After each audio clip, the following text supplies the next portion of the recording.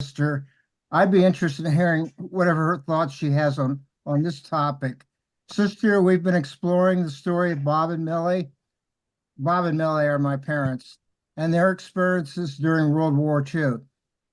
What are your thoughts on the sacrifices made by families and loved ones during wartime? And how do you think those experiences shape our understanding of service, duty, and love?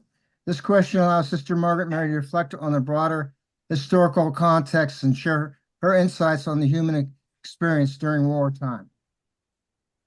Well, Sister, do you want to say anything about that? well, I just want to say I have the deepest reverence and respect for all the women and otherwise who worked while the parents, while her husband were over in the war effort. So it's a deep admiration and gratitude for all that they did to raise the children like Millie. I think she was alone with four children there, and that was no help there at all. And I think she was even working at different jobs while trying to raise seven children. I don't know. I was in the convent in the years when we were very strict, and I didn't even go home when Bob had his difficulties. And I know he was I remember the story about him over in the outpatient services in the Youngstown. And he told me that the student nurses from St. Elizabeth told him that they knew me and that I was very strict, and I could, in the pharmacy, I wouldn't give people things. And I tried to explain to them that there were laws that I was under the auspices of. I had to follow the national laws, the local laws, and the pharmaceutical department, pharmacy in Columbus. They had this board of pharmacy. The laws were very strict, and what those girls were telling Bob Negley were that I was a very strict person in the pharmacy. Well, that was true. It was very true. I had to be. I had to try to follow the You're just doing your job. Yep, amen. Well, that's a very interesting story. So you knew Bob when he was at what was the hospital's name? Was Woodfield or Woodfield or something like that? Yeah, that was it. Wood. Now I can't think of it, but it did have wood in it. Yeah, well, I'll look it up. But gee, I didn't know that.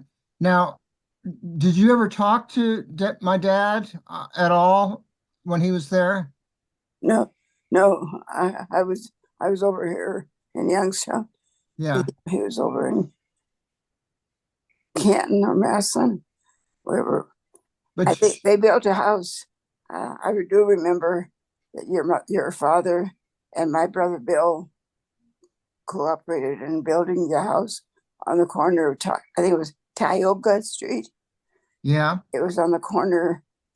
So there was a yard in the front and the side and the back. And when Bob was gone, Millie had to do the outside work and the inside work too, both of them. yeah. Wow. And she was the story I heard was she cleaned the whole house, and she went out and did the yard work, and she came back in, and that's when she had her coronary attack. Yeah. Do you work? I was not home. I was in the convent. We were trying to live a convent life in a corporate world, and it was a very difficult job. Yeah.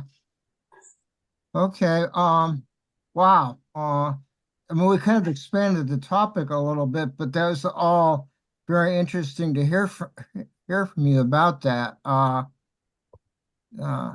It's not that I didn't admire people that are, in fact, I had a problem before I entered the convent. The World War II was just being started, and I was told, I told my confessor that I had thought I had a religious vocation, but I didn't want to go. I thought I should stay available to help with the war effort, or because all the men were going to be going overseas, and we would have to get together and help as women in force. And he said, if you think you have a religious vocation, that I I would say go right away. And that's what his name was, William Lawler. I still remember him. He was so good. He told me, he said, the call from God, it means that you should go to help. And so that's why I always remember him, who advised me to enter right away. That's why I went in September, before, right after high school. I graduated in June, entered in September, and it wasn't a bed of roses, you know. yeah, I know. We Well, we're glad you did. I think we you were trying to help with the war effort in the convent. I remember trying to knit sweaters.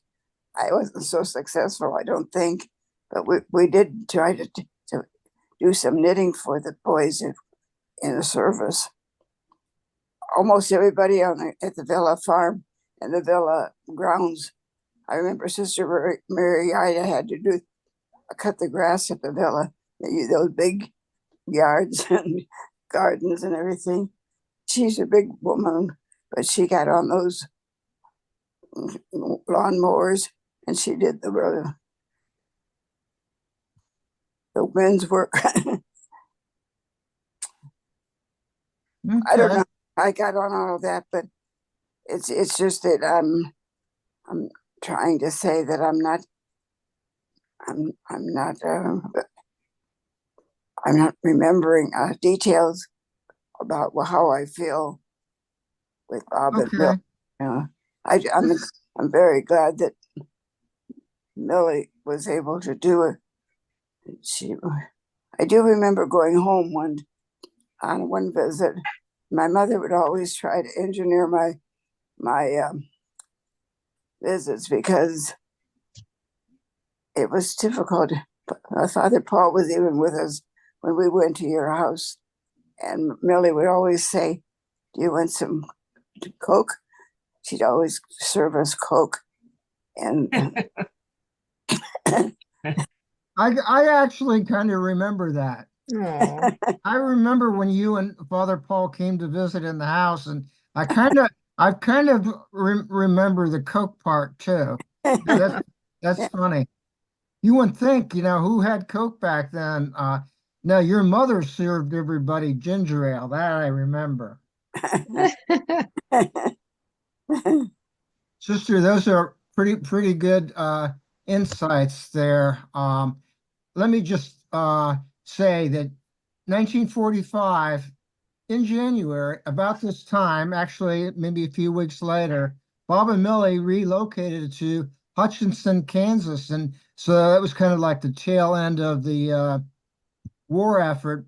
So Bob had kind of a job of train. He was in a training mode now. He was off the ship, and they were training. As was a naval airfield for instruction. So that's what he was doing. And they both lived in Hutchinson, Kansas. So I think it was January 21st, actually. I have a picture of my mom standing out in front of their house. She was always a good one for documenting things. So that's what she was doing. And so I couldn't go on without mentioning that little aspect. oh, that's So good. she I did had not remember that. I did not remember that. No, well, you wouldn't know.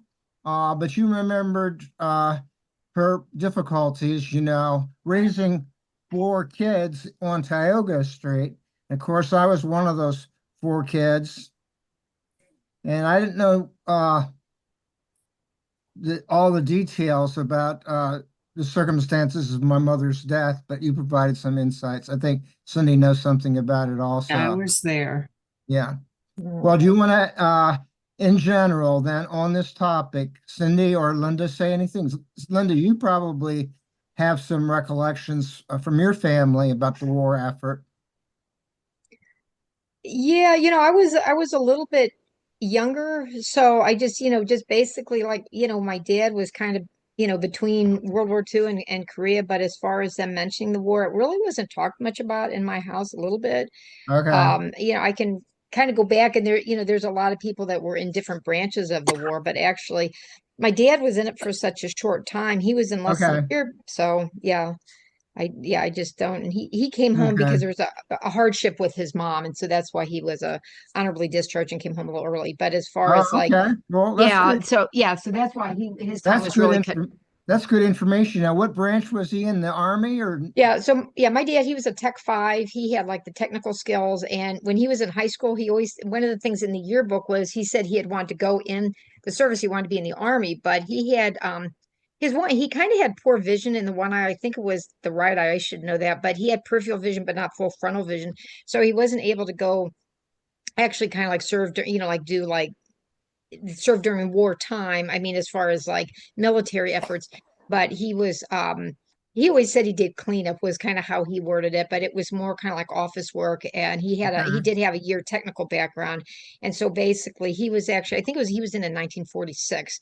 So World War II Yeah, it had, was over it was yeah, over. World Yeah. War II had technically ended. The Korean conflict didn't actually start till 1950, but I think because his time was the time he was in Korea, so that was that was basically, he would always refer to his services basically um Korea. And he talked a little bit. I had a little bit of information from him, but and yeah, my dad was always really quiet. He didn't really talk a lot. So as he got Okay. older, and and I knew his health was really poor, I would try to get out some information from him. So I have some information, but not a lot. Okay. But All yeah. right. Well, Cindy, do you want to say anything on this topic at all? No, I'm done.